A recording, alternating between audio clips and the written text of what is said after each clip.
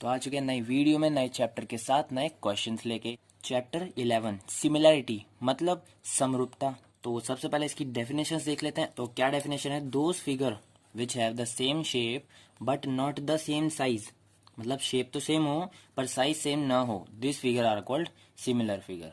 मतलब ऐसी आकृतियां जिनका रूप बिल्कुल समान हो किंतु आकार से विभिन्न हो। ठीक है, आकार में भिन्नता हो, अलग अलग आकार हो, समरूप आकृतियां कहलाती हैं, मतलब सिमिलर फिगर कहलाती हैं। तो कहने का मतलब ये है कि एक तो हमने पढ़ी थी कॉन्ग्रुएंसी। कॉन्ग्रुएंसी मतलब सर्वांग समता। उसका मतलब तो ये था है कि कोई भी दो शेप हैं जो बिल्कुल उस दूसरी को ढक ले। चलो छोड़ो, पहले इसको समझते हैं। समरूपता का मतलब ये है, जैसे मैंने एक ट्राइंगल लिया, ठीक है, ये एक ट्राइंगल हुआ, और सपोज एक ये ट्राइंगल ले लिया। ठीक है, अब देखो दोनों का रूप समान है, मतलब दिखने में एक जैसे ये ट्राइंगल ही बोला जाएगा दोनों को, पर ये छोटा बड़ा भी है, फिर भी ये समरूप हैं, सिमिलर हैं। तो इसका मतलब रूप समान होना चाहिए, आकार भले ही कोई सा भी हो पर रूप समान होना चाहिए। आकार मीन्स शेप। ठीक है, और समरूपता का साइन इसे बोलते हैं। ठीक है, कैसे? ये होता है सिमिलर, सिर्फ इतना सा। समझ में आ रही बात? सर्वांग समता का साइन होता था ये, मतलब कॉन्ग्रुएंसी का। ठीक है, तो कॉन्ग्रुएंसी क्या होती थी? उसमें दोनों चीजें, शेप भी और आकार भी, मतलब साइज भी, रूप और आकार दोनों सेम हो। मतलब अगर ये 2 है तो ये भी 2, ये 6 है तो ये भी 6, ठीक है, और ये 8 है तो ये भी 8 होगा। ये होता है कॉन्ग्रुएंसी, जिसका साइन ये है। लेकिन सिमिलैरिटी में ऐसा होना बिल्कुल भी जरूरी नहीं है। तो पहली बात तो ये है कि शेप समान हो, साइज सेम नहीं हो, है ना, साइज हो या फिर सेम नहीं हो कोई फर्क नहीं पड़ता, पर रूप सेम हो, मतलब शेप सेम हो। दूसरी बात, एंगल होना चाहिए। एंगल मतलब कोण। समझ में आ रही बात? एंगल सेम होने चाहिए, मतलब एंगल समान होना चाहिए। मतलब ये 60 डिग्री है तो ये भी 60 होगा, ये 30 है तो ये भी 30 होगा, ये 40 है तो ये भी 40 होगा। तीनों का अगर प्लस करेंगे तो ये तो 130 हो रहा है, तो मतलब इधर अपन 5 ले लेते हैं या फिर 8 ले लेते हैं।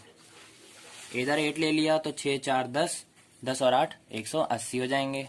ठीक है, मतलब ये बता रहा हूँ मैं कि अगर ये 60 ये 60 ये 80 ये 80 ये 40 तो ये 40। अब तीनों को प्लस कर दो, 6 8 9 10 11 12 13 14, और 14 और 4 180 डिग्री हो जाएगा। तो एक चीज तो हो गई, सिमिलैरिटी में एंगल बराबर होना चाहिए या फिर साइड्स का रेशियो बराबर होना चाहिए। कहाँ का? साइड्स का रेशियो। ठीक है, साइड्स के रेशियो बराबर होना चाहिए या फिर एंगल बराबर होना चाहिए। अब साइड्स का एंगल मतलब भुजाओं का अनुपात। भुजाओं का अनुपात, अनुपात मतलब जानते हो, रेशो। 2:3 में डिवाइड कर रहा है तो 2:3, 4:5 में तो 4:5।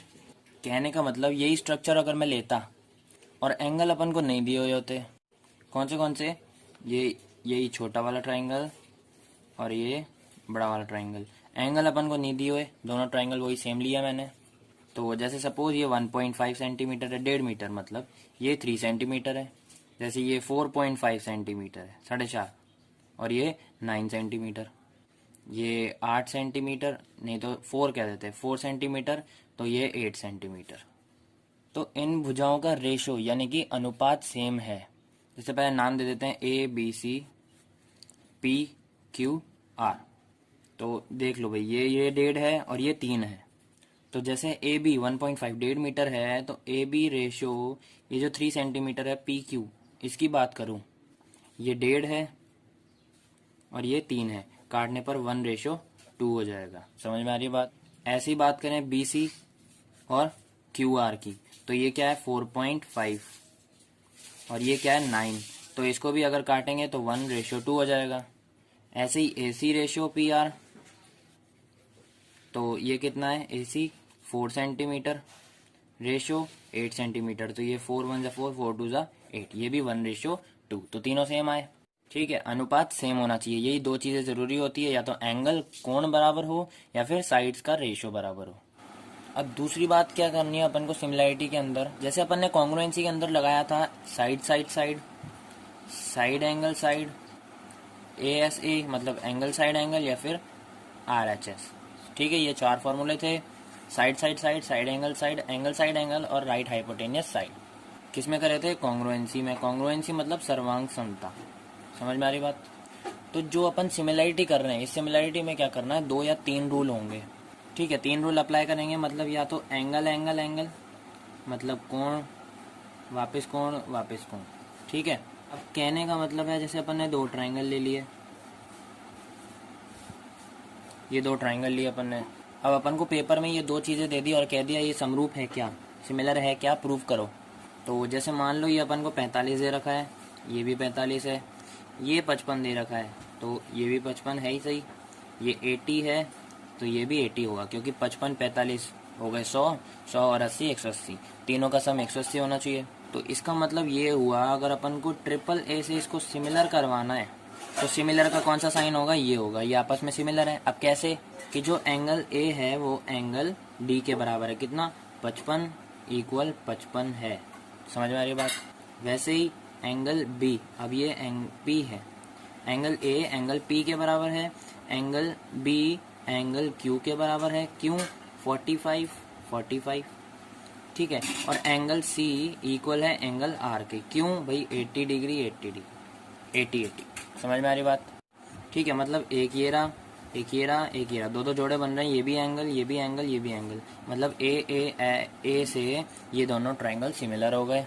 तो इसको लिख देंगे, so triangle a B c congruent होगा ट्राइंगल पी क्यू आर के।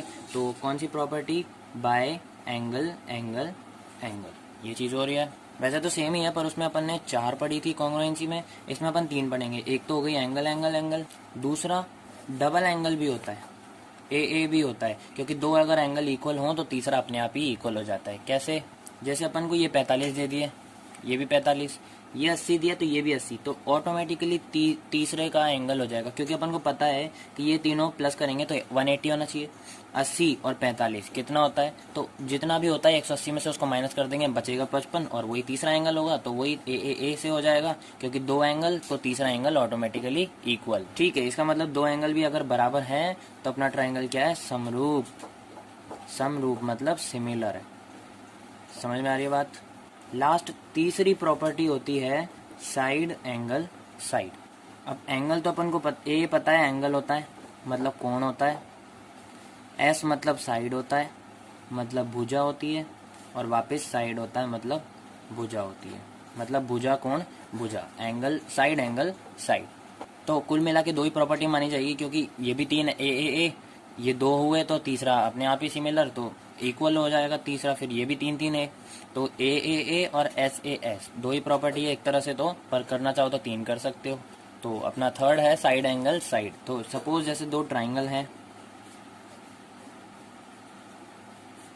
ठीक है, इसको दे दिया A B C, P Q R ऊपर दे चुके हैं तो डी ई एफ दे देते हैं। तो अगर ये वाली साइड इस वाली साइड के बराबर है, क्योंकि एस भाई 2 बार साइड इक्वल आनी चाहिए, तो एक साइड तो ये हुई, मतलब मानो कि ये 4 सेंटीमीटर है तो ये भी 4 सेंटीमीटर होगी। यहाँ पे सपोज एंगल बन रहा है 60 डिग्री, तो डी भी 60 होगा, क्योंकि ए इक्वल डी है, ऊपर ही बताया था मैंने। और ये वाली साइड जैसे 6 सेंटीमीटर, तो ये वाली साइड भी 6 सेंटीमीटर हो गई। एक साइड 4 सेंटीमीटर, एक एंगल 60 डिग्री और एक side 6 centimetre, side angle side. ये इस प्रॉपर्टी से ये भी क्या हो गया? सिमिलर हो गए दोनों ट्राइंगल। तो कुल मिला के मैं ये बोल रहा हूँ कि सिमिलरिटी के अंदर कुल मिला के 2 प्रॉपर्टी लगेगी, angle angle angle, side angle side. अगर एंगल एंगल भी करना चाहो तो कर सकते हो। ठीक है, या तो ये तीनों और या फिर ये तीनों, इन दोनों से ही अपना पूरा चैप्टर 11 खत्म हो जाएगा सिमिलैरिटी। तो अब आ गई 11.1। सबसे पहला क्वेश्चन है फिल इन द ब्लैंक्स, रिक्त स्थानों की पूर्ति कीजिए। अब सबसे पहला है ऑल द सर्कल्स आर, मतलब सभी वृत्त होते हैं, पर डैश में क्या आएगा? देखो भाई एक चीज देखो, एक छोटा सर्कल है और एक बड़ा सर्कल है। ठीक है, एक और बना देते हैं, एक छोटा सर्कल और है। मतलब कितने भी सर्कल्स बनाओ तीनों क्या होते हैं? समरूप होते हैं। और समरूप मतलब क्या होता है? सिमिलर। ठीक है, क्या होता है समरूप मतलब? सिमिलर। अब सिमिलर क्यों होते हैं ये? पहली चीज क्योंकि इनका रूप समान होता है, दूसरी चीज इनमें कोई एंगल का इशू है नहीं। ठीक है, तो जब भी सर्कल की बात है आपस में ये क्या होंगे? समरूप होंगे, मतलब सिमिलर होंगे। ठीक है, सिमिलर मतलब समरूप होंगे। समझ में आ रही बात? तो पहला खत्म हो गया। दूसरा, ऑल दी स्क्वायर्स आर, सभी वर्ग क्या होते हैं, तो भाई ये भी सिमिलर होंगे।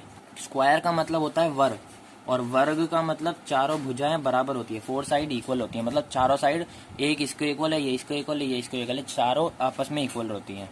दूसरी चीज, प्रत्येक कोण 90 डिग्री का होता है, हर एक एंगल 90 का होता है इसमें, ठीक है। तो चाहे वो कितना भी बड़ा ले लें अपन, साइड तो वही चारों इक्वल हैं, और ये भी 90-90 होंगे।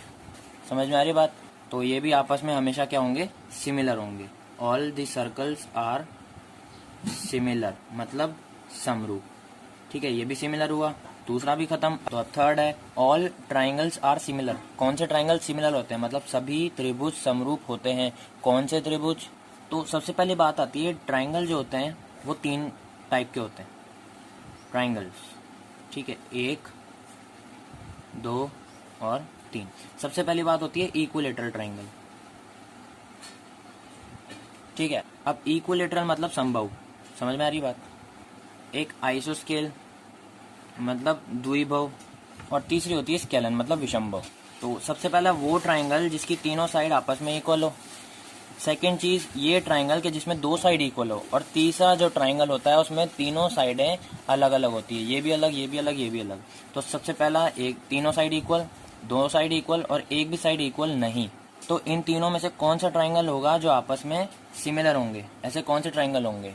तो हमेशा यही आता है जिसकी तीनों साइड इक्वल है, मतलब इक्विलेटरल ट्राइंगल। तो all equilateral triangles are similar. सभी कौन से त्रिभुज? समबाहु त्रिभुज समरूप होते हैं। अब इक्विलेटरल ट्राइंगल ही क्यों? क्योंकि इनका कभी साइड का रेशो बराबर होगा नहीं, इसमें 2 ही बराबर है। मतलब ना, जैसे अपन 2 आइसोस्केल ट्राइंगल लेते हैं, अब ये साइड 1 है, ये 2 है, ये 3 है, तो ये 6 है, तो ये 1:2, और ये 3:6, तो मतलब 1:2 ही हो गया। अब 2 साइड तो हो गई 1:2, 1:2। तीसरी साइड का क्या करें? क्यों? क्योंकि ये इन दोनों के बराबर नहीं है। आइसोस्केल में सिर्फ 2 ही साइड बराबर होती है, ये वाली, और ये हो चुकी है। अब तीसरी साइड तो बिल्कुल अलग है, तो मतलब इनकी भुजाओं का रेशो बराबर नहीं होगा। मतलब अगर ये साइड का रेशो बराबर नहीं होगा तो ये ट्राइंगल कभी भी सिमिलर नहीं माना जाएगा। और ये विषमबाहु, ये तो कभी हो ही नहीं सकता, क्योंकि तीनों साइड अलग अलग होंगी। नहीं, तीनों साइड अलग अलग होंगी तो रेशो तो कोई बराबर हो ही नहीं सकता। यही होगा क्योंकि तीनों साइड इसकी इक्वल होंगी। तो अगर एक 1:2 है, दूसरी भी 1:2 ही आएगी, तीसरी भी 1:2 ही आएगी। Equilateral triangle. यहाँ पे भी थर्ड खत्म होता है।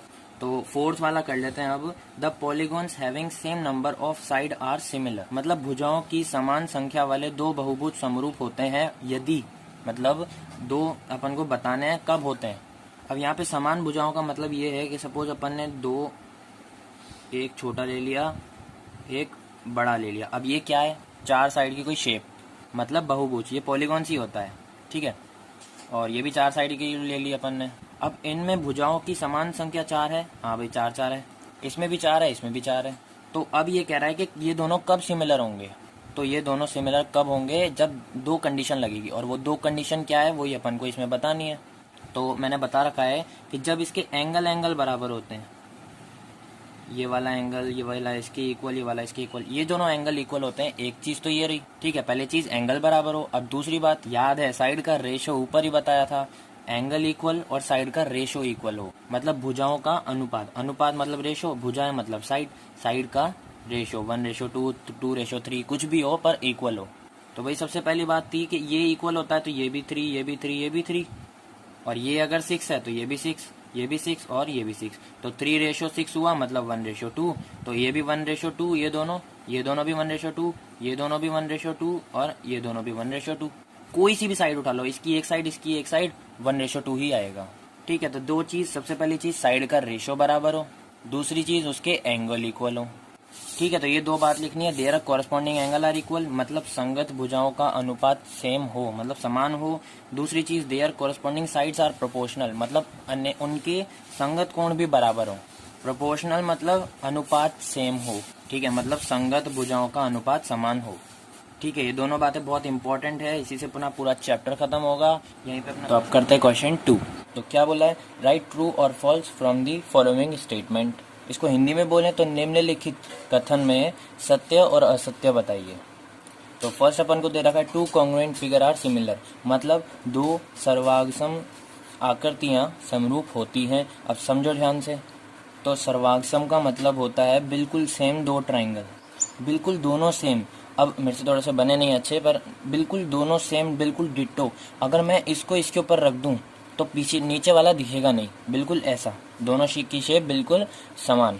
ठीक है, इसको इसके ऊपर रखो या फिर इसको इसके ऊपर रखो, जिसके ऊपर भी जिसको रख रहे हो उसके ऊपर वाली, मतलब जो नीचे वाली है वो दिखनी नहीं चाहिए। अगर ये पूरा डिट्टो इसके ऊपर रख दूंगा तो नीचे वाली दिखेगी नहीं, इतनी सेम है ये दोनों चीज़ें। बिल्कुल छुप जाए तो इसको, ये होते हैं आपस में कॉन्ग्रुएंट, और वही चीज़ इसको क्या बोलते हैं, सर्वांगसम। तो सर्वांगसम आकृतियां तो हो गई, पर इसने कहा दो सर्वांगसम आकृतियां समरूप होती है। तो यस, करेक्ट है, समरूप तो होनी होनी है भाई। समरूप का मतलब क्या होता है, जो आपस में बराबर हो। भाई कॉन्ग्रुएंट मतलब क्या होता है, ये वाली साइड इसके बराबर, ये वाली साइड इसके, ये वाली साइड इसके, और एंगल भी बराबर हो। तो इसका मतलब है कि ये जो सर्वांगसम होंगे ये दोनों, मतलब ये जो कॉन्ग्रुएंट होंगे वो सिमिलर होंगे। ठीक है, बिल्कुल ट्रू है, मतलब सत्य। ट्रू मतलब सत्य है। अब हमेशा ये बात याद रखना कि two congruent figure are similar, मतलब टू कॉन्ग्रुएंट फिगर जो है वो सिमिलर हो सकते हैं, पर जो टू सिमिलर फिगर हैं वो कॉन्ग्रुएंट नहीं हो सकते। अब क्यों नहीं हो सकते, कि भाई जैसे दो समरूप हैं, एक ट्राइंगल ऐसा है, एक ऐसा है, तो ये सिमिलर तो हैं, समरूप तो हैं, पर ये कॉन्ग्रुएंट कभी नहीं। क्यों? क्योंकि सर्वांगसम होने के लिए रूप ही बराबर नहीं, शेप ही समान होने चाहिए। शेप मतलब आकृतियाँ। ठीक है, बोले तो स्ट्रक्चर, भाई ये देखो, ये छोटा है, ये बड़ा है। ठीक है, तो आकृति तो सेम नहीं है। जबकि कॉन्ग्रुएंट कहता है कि बिल्कुल बराबर होना चाहिए। देखो ऊपर भी है तो नीचे भी होने चाहिए थे, पर बड़ा और छोटा है इसलिए ये दोनों नहीं हुए। क्योंकि इनमें तो साइडों का रेशो बराबर चाहिए, भुजाओं का अनुपात बराबर चाहिए, समरूप में तो, सिमिलर में तो। पर सर्वांग मतलब कॉन्ग्रुएंट में भुजाओं का रेशो नहीं, भुजाएं साइड मतलब खुद बराबर होने चाहिए।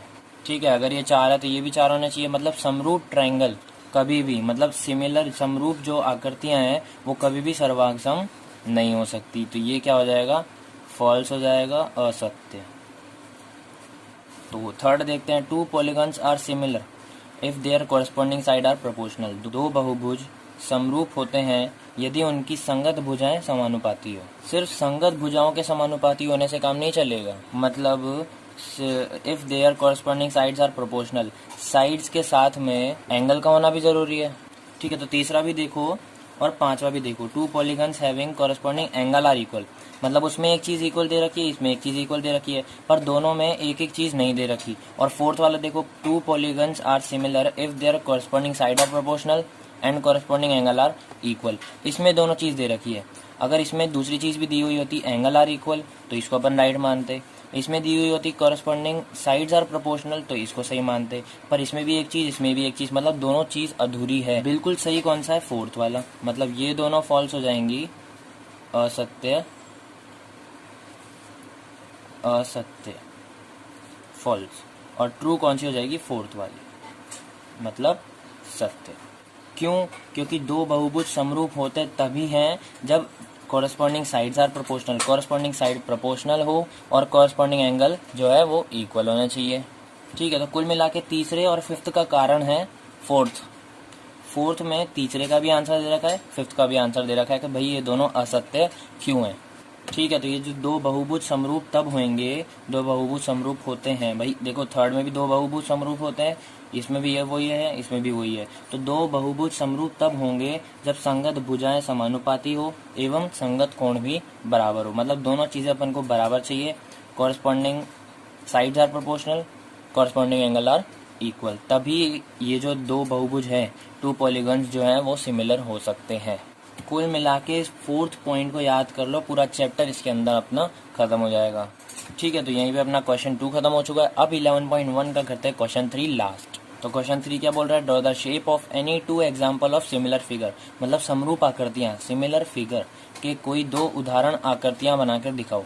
Any two example, draw the shape any two example of similar figure. तो सपोज मैंने एक स्क्वायर ले लिया,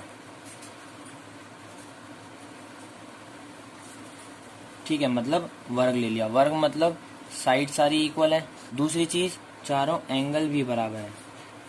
ठीक है, वर्ग मतलब जिसकी चारों साइड भी बराबर हो और चार कोण भी इक्वल हो। ठीक है, जैसे 1 सेंटीमीटर तो ये भी 1 सेंटीमीटर, 1 सेंटीमीटर, 1 सेंटीमीटर, समझ में आ गई बात। तो अब सपोज मैंने एक बड़ा सा चतुर्भुज ले लिया, एक और चतुर्भुज मतलब क्वाड्रिलेटरल ले लिया, जिसकी साइड ये 5 सेंटीमीटर है, ये भी 5 सेंटीमीटर है, ये भी 5 सेंटीमीटर है और ये भी 5 सेंटीमीटर है। अब ये दोनों आपस में सिमिलर हैं। कैसे? जैसे इसकी बात करें, जैसे इसकी चारों साइड जो है मतलब भुजाओं का रेशो आपस में इक्वल है, मतलब इनकी भुजाओं का रेशो बराबर है 2:5, 1:5। ठीक है, जैसे ये 1 है, ये 5 है, ये 1 5 1 5 और 1 5, मतलब हर साइड का जो रेशो है क्या है, अनुपात है, वो क्या है 1:5। रेशो मतलब अनुपात। ठीक है, अनुपात सेम होने चाहिए।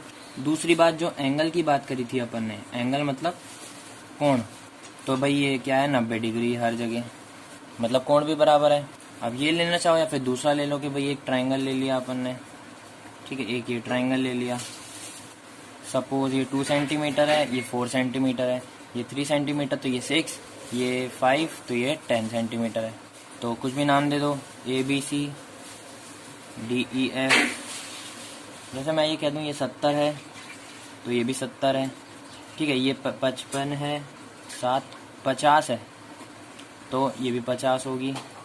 ठीक है, और ये कितनी बची, 7 और 50, तो भाई ये होगी 6, तो ये भी 60 डिग्री। क्यों? 6 5 11, 11 और 7 18, 180 डिग्री होता है तीनों का मिला के। ठीक है, अब ये देखो 2 और 4, मतलब 2:4 मतलब 1:2, इधर 3 है इधर 6 है मतलब 3:6, तो 1:2, इधर 5 और 10 है मतलब 5:10 तो 1:2। ठीक है, मतलब सारी साइड्स के रेशो बराबर हैं, तीनों साइड्स के रेशो बराबर हैं। ठीक है, तो ऐसे ही कोई भी एग्जांपल ले सकते हो। वैसे ऐसे क्वेश्चन तो आते हैं नहीं पेपर में, पर फिर भी अपन को समझना तो ज़रूरी है। ठीक है, तो यहीं पे एक और एग्जांपल बता दिया था मैंने, वैसे तो ये भी कर सकते हैं अपन। तो यहीं पे अपनी एक्सरसाइज 11.1 खत्म होती है। अब नेक्स्ट वीडियो करेंगे एक्सरसाइज 11.2।